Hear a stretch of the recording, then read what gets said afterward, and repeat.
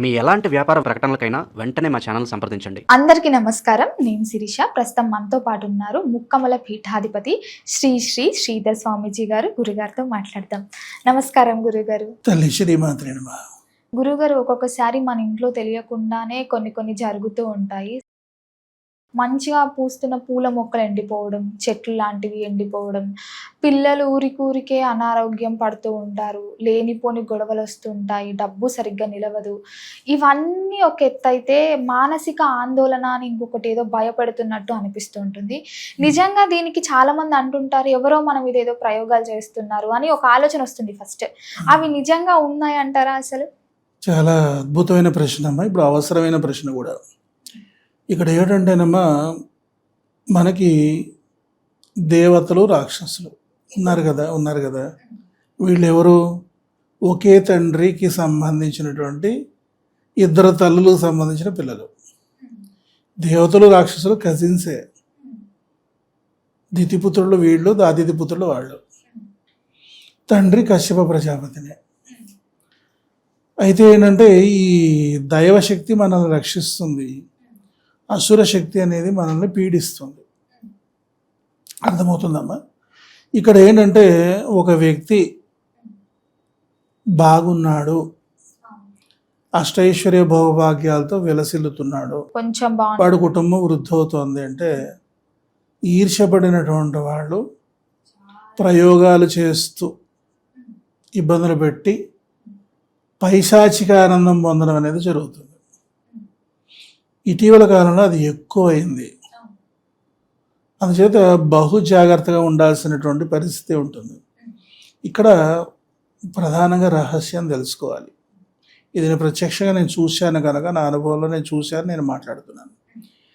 మనకి చక్కగా పీఠాధిపతులు, మహానుభావులు అయినటువంటి వాళ్ళందరూ కూడా ఏం చేస్తున్నారంటే, వేద పాఠశాలలో ఎలాగైతే నెలకొల్పి చక్కటి వేద విద్యని విద్యార్థులకు ఏ విధంగా అందిస్తున్నారు, క్షుద్ర విద్యా పాఠశాలలు కూడా ఉన్నాయి. ఇవన్నీ ఫారెస్ట్ ఏరియాల్లో ఉంటాయి. నేర్పిస్తారు. వాళ్ళు బ్రహ్మాండంగా వీళ్ళకంటే ఎక్కువ మంది శిష్యులు ఉన్నారు ఆ చెడు నేర్చుకోవడానికి. ఇప్పుడు ఎక్కువైపోయారు. వాళ్ళకి ఎంకరేజ్మెంట్ బాగుంది. ఇప్పుడు వీళ్ళు తక్కువ సమయంలో బ్రహ్మాండంగా విద్యావంతులు అయిపోతారు. బాగు చేయడం కష్టం కదా తల్లి, పాడు చేయడం సులభం. వీళ్ళు ఏం చేస్తారంటేనమ్మా, ముందు గురువు గారి దగ్గరికి వెళ్ళినప్పుడు ఈ గురువు ఒక సాధన ఇస్తాడు.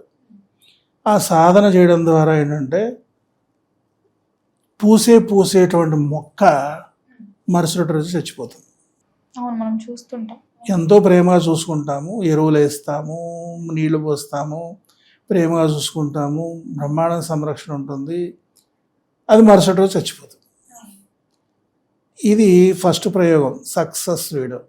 వీడికి సర్టిఫికేట్ వచ్చేస్తుంది. 3 రోజుల్లో పళ్ళ చెట్టు చంపేస్తాడు, 2వ సర్టిఫికేట్ వచ్చేస్తుంది. తర్వాత అలాగే పక్షుల మీద, జంతువుల మీద చూపిస్తాడు, ఆ పక్షులు చచ్చిపోతాయి, ఇంకో సర్టిఫికేట్ వస్తుంది. ఆ తర్వాత పసిపిల్లల మీద చేస్తారు, వాళ్ళు చనిపోతారు, ఇంకో సర్టిఫికేట్ వస్తుంది. రజస్వల అయినటువంటి ఆడపిల్లల మీద చేస్తారు, వాళ్ళు చనిపోతారు, ఇంకో సర్టిఫికేట్ వస్తుంది. గర్భిణీ స్త్రీల మీద చేస్తారు, వాళ్ళు చనిపోతారు, సర్టిఫికేట్ వస్తుంది, ఇంకోటి. తర్వాత అట్లానే యుక్త వయసు ఉన్నటువంటి పిల్లలకి చేస్తారు, వాళ్ళు చనిపోతారు అకారణంగా, ఓ సర్టిఫికేట్ వచ్చేస్తుంది. ఆ తర్వాత పూర్ణ పురుషుడిని, పూర్ణ స్త్రీని చంపుతారు, సక్సెస్. వాళ్ళు పిహెచ్డి వచ్చేస్తుంది, వాళ్ళకి బజార్లోకి వచ్చేస్తారు. ఇప్పుడు ఉదాహరణ నేను చెప్తాను. ఇది వైద్య శాస్త్రానికి అనదు. మా పిల్లాడు బాగుండలేదండి అని చెప్పేసి మనం తీసుకెళ్ళాం అనుకోండి, టెస్ట్లు అన్నీ చేస్తే ఏమీ ఉండదు. కానీ వీడికి అన్నీ అయిపోతుంటాయి. నేను ఒక ప్రాంతం ఉంది, చింతలపూడి ఏరియా. ఆ ఏరియాలో ఇవి చాలా ఎక్కువట. ఆ ఏరియా నుంచి వచ్చే పిల్లలు, యుక్త వయసులో ఉన్న పిల్లలు 14 to 18 అనమాట. ఎడమ కాలు కుడి చేయి పడిపోతాయి, కుడి కాలు ఎడమ చేయి పడిపోతాయి, 2 కాళ్ళు పనిచేయవు, 2 కాళ్ళు 2 చేతులు పనిచేయవు. అట్లా వాళ్ళని కొన్ని వందల మందిని నేను చూశాను. ఆ ఊర్లో వాళ్ళ పిల్లలు. ఆ ఏరియా వాళ్ళ పిల్లలు.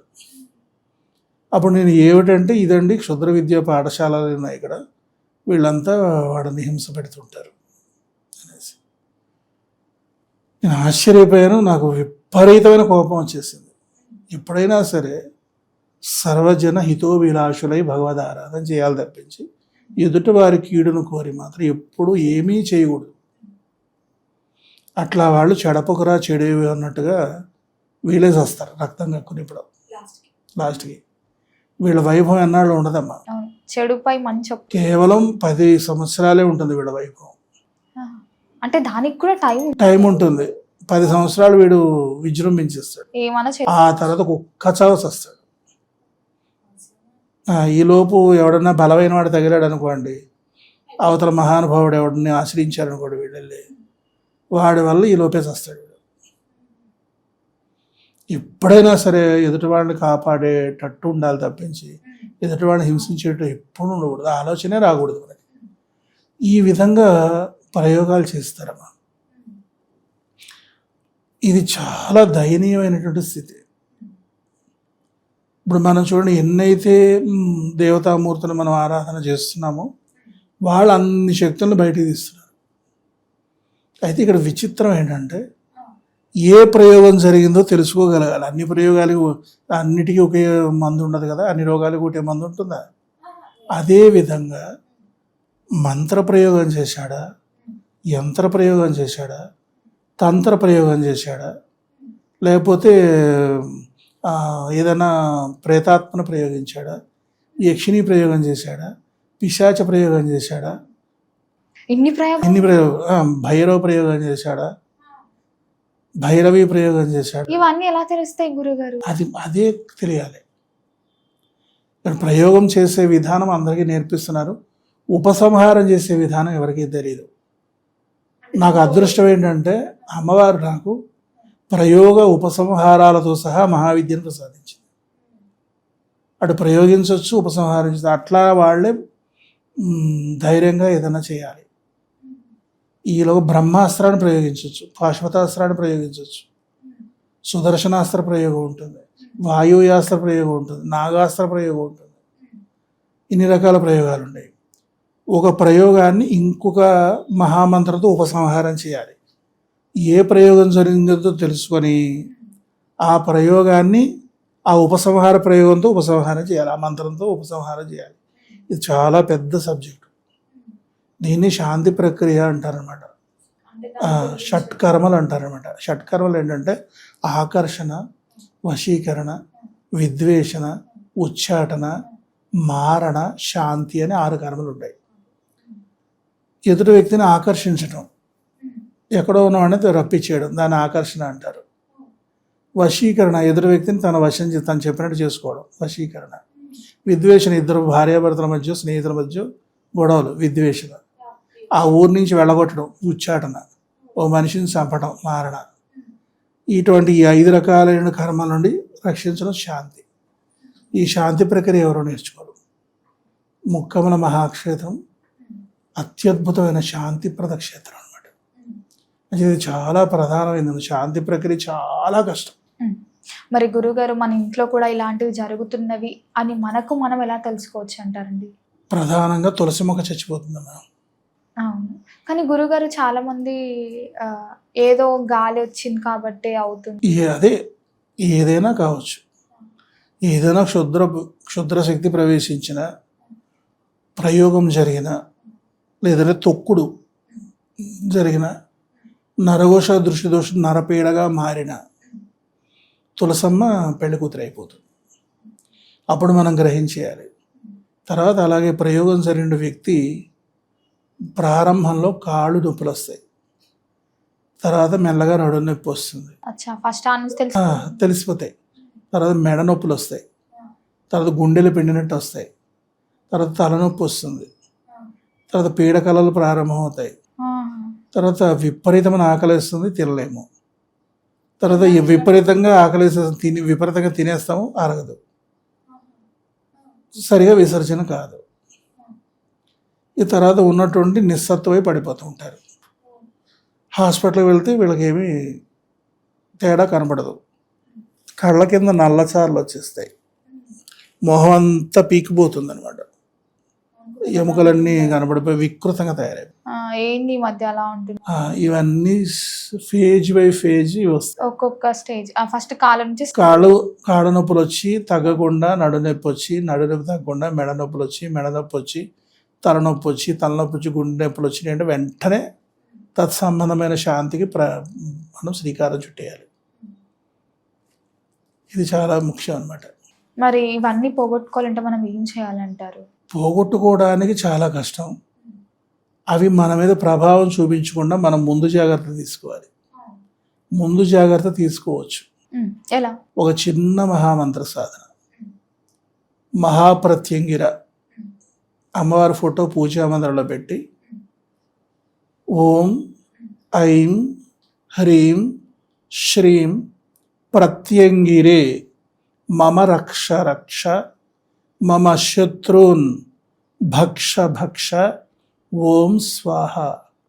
ఓం ఐం హ్రీం శ్రీం ప్రత్యంగిరే మమ రక్ష రక్ష మమ శత్రూన్ భక్ష భక్ష ఓం స్వాహ. ఓం ఐం హ్రీం శ్రీం ప్రత్యంగిరే మమ రక్ష రక్ష మమ శత్రూన్ భక్ష భక్ష ఓం స్వాహ. ఇది మహామంత్రం. ప్రత్యంగిరాదేవి ఫోటో పెట్టుకొని ఆవకాయ అన్నం నైవేద్యం పెట్టి, పచ్చడన్నం అంటాం కదా ఆవకాయ అన్నం, ఆ నైవేద్యం పెట్టి మహామంత్రం 108 సార్లు జపం చేసి అది అందరూ తినచ్చు, ఇంట్లో వాళ్ళందరూ. ఈ మంత్రము ప్రతినిత్యము జరుగుతుంటే ఏ నెగిటివ్ రాదు. కాకపోతే ఒకటి ఏంటంటే ఇది రాకుండా ఆపుతుంది. ఎప్పుడైనా పొరపాటున కనుక ఇది అటాక్ అయిపోతే మాత్రం తత్సంబంధమైన శాంతికి వెళ్ళిపోవడమే. అంచేత ఇది రాకుండా ఇది రెగ్యులర్గా ఎవరో ఒకళ్ళు, అటు యజమాని కావచ్చు, యజమానురాలు కావచ్చు, రెగ్యులర్గా చేసుకుంటూ పోతే మనం అమ్మవారి యొక్క రక్షణలో ఉంటాము. గురుగారు, మొత్తం మీద నేటి సమాజానికి ఉపయోగపడే మంచి విషయాలు తెలియజేసినందుకు ధన్యవాదాలండి. శ్రీమాత్రే నమః.